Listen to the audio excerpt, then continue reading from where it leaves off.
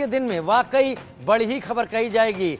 Messaging app Telegram को लेकर national testing agency ने एक बड़ा दावा किया है। टेलीग्राम का इस्तेमाल बहुत सारे लोग करते हैं। पेपर लीक मामले पर टेलीग्राम वीडियो फर्जी है। पेपर लीक से जुड़े फर्जी वीडियो प्रसारित किए जा रहे हैं। वीडियो और फोटो के साथ छेड़छाड़ की गई। मैसेजिंग ऐप टेलीग्राम को लेकर एनटीए ने बड़ा दावा किया है। पेपर लीक मामले पर टेलीग्राम के वीडियो फर्जी। पेपर लीक से जुड़े फर्जी वीडियो प्रसारित किए जा रहे हैं। वीडियो और फोटो के साथ छेड़छाड़ की गई है।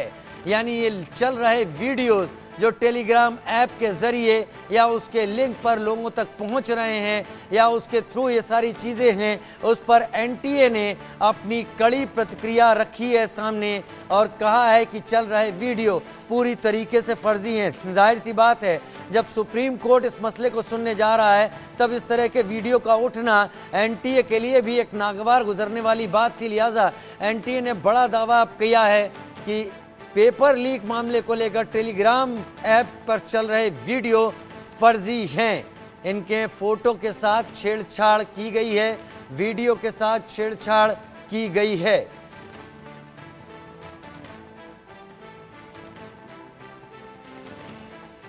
वीडियो और फोटो के साथ छेड़छाड़ एनटीए ने सीधा जवाब सामने रख दिया है। आज सुप्रीम कोर्ट को भी इस मसले को सुनना है।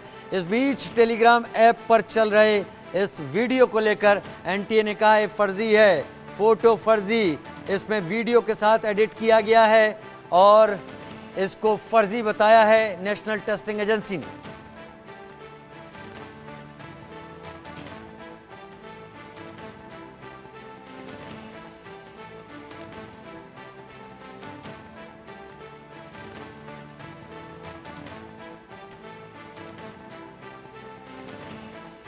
वीडियो और फोटो के साथ छेड़छाड़ की गई, बड़े पैमाने पर कोई गड़बड़ी नहीं हुई।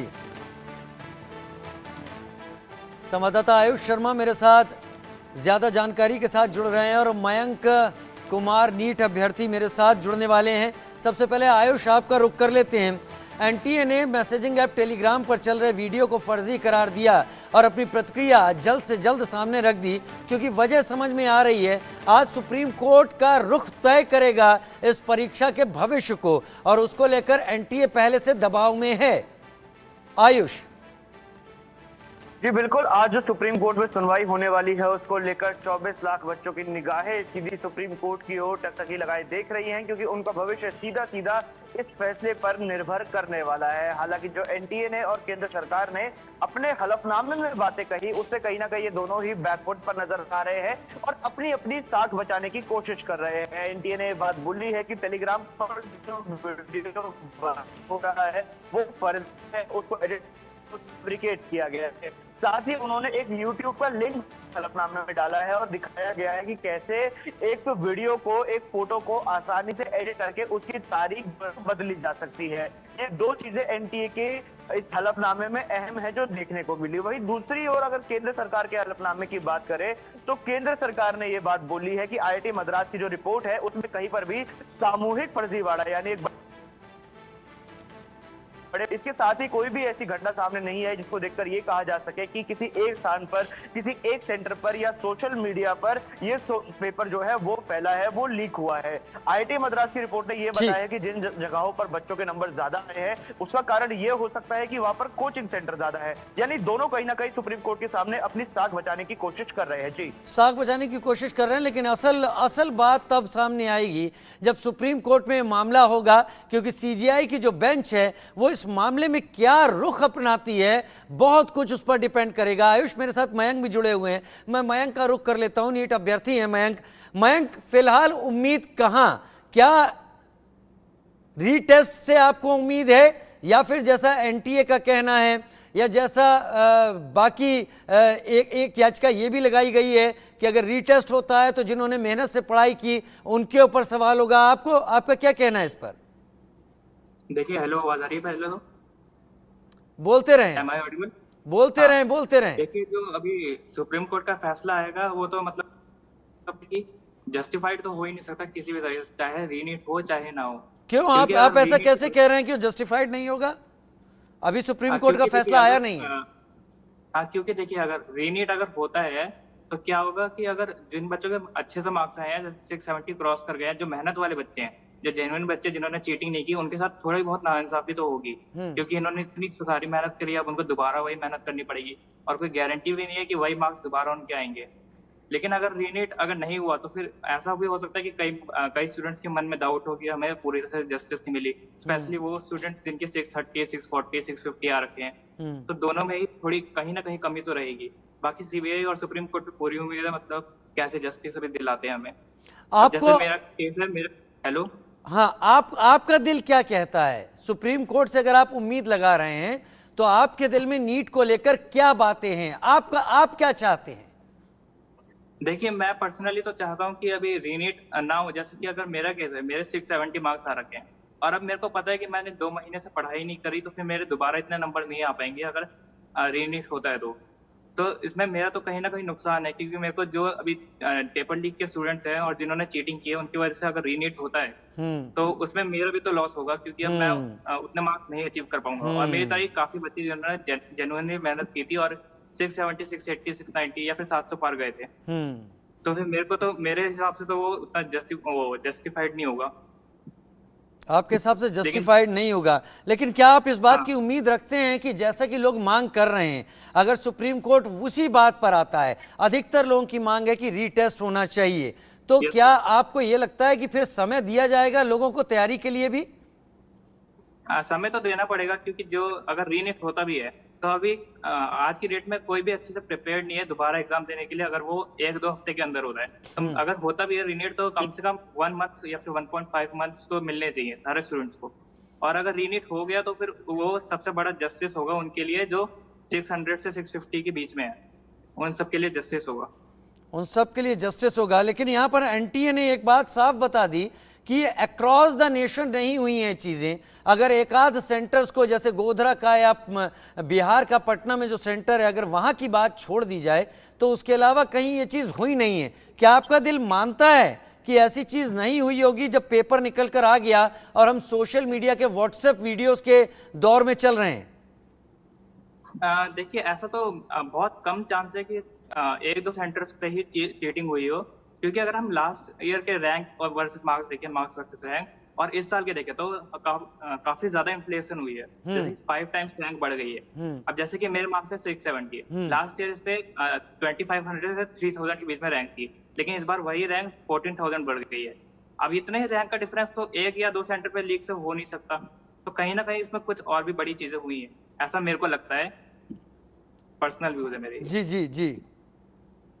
तो मैं यहाँ पर ये समझा जाए कि एनटीए जो बात लगातार कह रहा है कि ये अक्रॉस द नेशन नहीं हुआ है, ये केवल कुछ सेंटर्स में हुआ है, लिहाजा इसको रीटेस्ट नहीं होना चाहिए, केवल उन सेंटर्स के बारे में बात की जानी चाहिए, आप इससे सहमत नहीं हैं? इससे मतलब अब मैं कुछ कह नहीं सकता पर्टिकुलर, कि हो भी सकता है कि अभी एनटीए सही हो, लेकिन वही है ना कि मतलब इतना फिर लोगों का ट्रस्ट भी तो है कि लोग मानेंगे। ये बात पे तो सवाल उठती है कि लोग मानेंगे अगर ये एनटीए बोल रहा है तो, क्योंकि इतना तो इन्फ्लेशन हो ही नहीं सकता। और एनटीए ने प्लस इस बार तो काफी चीजें छुपाई थी, जैसे कि ग्रेस मार्क्स में तब पता चले थे जब हमने खुद उनसे सवाल किया था कि 718, 719 कैसा है। तो अभी लोगों का ट्रस्ट ही नहीं है कि एनटीए पूरी बात हमें अच्छे से बताएगी, तो वो भी तो जरूरी है ना, लोगों का ट्रस्ट। विनीत जिंदल जी हमारे साथ इस वक्त जुड़ गए हैं सुप्रीम कोर्ट के वकील के तौर पर। विनीत जी, आज एक अहम सुनवाई है और ये अहम सुनवाई इस लिहाज से कही जा सकती है कि शायद इतने ज्यादा लोग सुप्रीम कोर्ट की तरफ आज से पहले किसी सुनवाई को लेकर अभी उम्मीद नहीं है कि सुप्रीम कोर्ट फैसला कुछ देगा ही देगा, वो सुप्रीम कोर्ट के विवेक पर है। लेकिन इतनी बड़ी संख्या में लोग किसी एक सुनवाई को टकटकी लगाकर देख रहे हैं कि क्या निकल कर आने वाला है। सबने एफिडेविट दाखिल कर दिए हैं, सुप्रीम कोर्ट का रुख कड़ा रहा है, इशारे सुप्रीम कोर्ट देता रहा है, हालांकि सुप्रीम कोर्ट ने चीजें अभी स्पष्ट नहीं की। सुप्रीम कोर्ट में आज सुनवाई में आपको क्या लगता है, क्या कुछ हो सकता है दोनों पक्षों की तरफ से, क्या बातें रखी जा सकती है? देखिए, सबसे पहले मुझे बिल्कुल आपने सही कहा, मुझे नहीं लगता कि आज कोई जो डिसीजन है वो सर्वोच्च न्यायालय देने वाला है। उसका रीजन सबसे बड़ा ये है कि एक बहुत बड़ी इन्वेस्टिगेशन एजेंसी सीबीआई का हलफनामा अभी तक दाखिल नहीं हुआ, जो कि बहुत महत्वपूर्ण है। एनटीए और केंद्र सरकार ने अपना हलफनामा दे दिया, जिसमें उन्होंने कहा उनके 2 स्पेसिफिक सेंटर्स हैं जहां पे ये 2 जगह का जो सेंटर्स है वहां पे कुछ सेंटर्स में गड़बड़ी हुई है। हजारीबाग पटना का जो सेंटर है वहां पे पेपर लीक की बात आई थी, लेकिन एनटीए ने ये कहा कि हमारी इन्वेस्टिगेशन में ये बात क्लियर हुई है कि हजारीबाग के सेंटर पे कोई गड़बड़ी नहीं हुई, कोई पेपर वहां से गुम नहीं हुआ। तो इस तरह की जो अब तक की इन्वेस्टिगेशन जो एनटीए ने करा या जो केंद्र सरकार ने अपना हलफनामा दिया है उसमें उन्होंने ये कहा है कि भाई कोई बड़ी गड़बड़ी नहीं हुई है, इसलिए पूरे प्रोसेस को दोबारा से इनिशिएट करने की जरूरत नहीं है, दोबारा से एग्जाम कराने की जरूरत नहीं है। लेकिन सबसे ज्यादा महत्वपूर्ण सीबीआई का रोल इसमें रहेगा, क्योंकि एक इंडिपेंडेंट एजेंसी एनटीए पहले से ही इसमें इन्वॉल्व है। पेपर कराना उनकी जिम्मेदारी थी, कैसे कंडक्ट होता है, कैसे रहा, सब चीजें उनका जिम्मेदारी थी। और वो तो पहले मना भी करते रहे कि कोई इस तरीके की चीजें नहीं। तो उनकी बात पे उस तरीके से विश्वास करना कहीं ना कहीं मुझे लगता है कि गलत होगा। और सीबीआई का जो रिप्लाई है वो बहुत महत्वपूर्ण होगा, और उसका मुझे लगता है सर्वोच्च न्यायालय जरूर आज कोई संज्ञान लेगी और कहेगी कि आज शाम तक या कल तक जो है सीबीआई अपना रिप्लाई फाइल करे, इसके ऊपर अपना हलफनामा फाइल करे कि अब तक उनकी इन्वेस्टिगेशन में क्या निकला है। और दूसरी बात सबसे बड़ी ये है कि दोनों पक्षों की तरफ से मांग ये है कि बच्चों की तरफ से कि री एग्जाम कराया जाए, केंद्र सरकार कह रही है कि नहीं कराया जाए। रीजन दोनों के अपने अपने जगह वैलिड हो सकते हैं, लेकिन कहीं ना कहीं सर्वोच्च न्यायालय ने पिछली तारीख पे एक इंडिकेशन दे दिया था कि री एग्जाम उसी कंडीशन में कराने के बारे में सर्वोच्च न्यायालय सोचेगा यदि ये प्रूव होता है कि ये जो पूरा मामला है ये बहुत बड़े स्केल पे हुआ है, बेनिफिशियरी बच्चे जो हैं वो ज्यादा हैं। तो अगर 1 या 2 सेक्टर्स की बात अगर हम करें, अगर होगी, तो मुझे नहीं लगता कि री एग्जाम की बात सर्वोच्च न्यायालय इसको जो है ऑर्डर पास करेगा इस बारे में। बाकी देखिए किस तरीके का सीबीआई का रिप्लाई, मुझे लगता है बहुत महत्वपूर्ण पूरे मामले में अभी तक।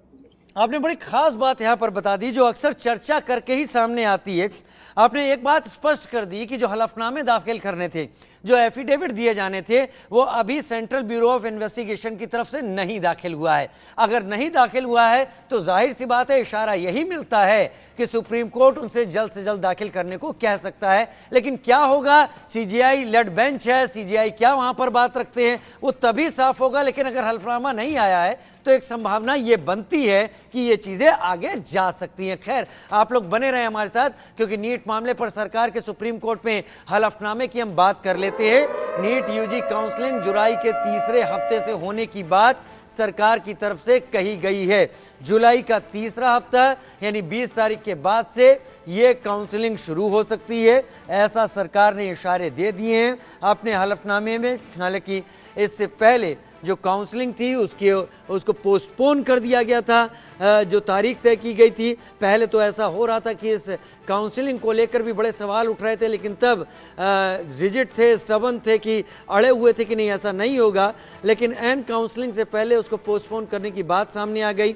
अब हलफनामे में सरकार ने ये कहा है कि हम प्रक्रिया के साथ चलेंगे और जुलाई के तीसरे हफ्ते में हम काउंसलिंग शुरू करेंगे। यानी सरकार उम्मीद कर रही है कि तब तक सुप्रीम कोर्ट का रुख साफ हो जाएगा।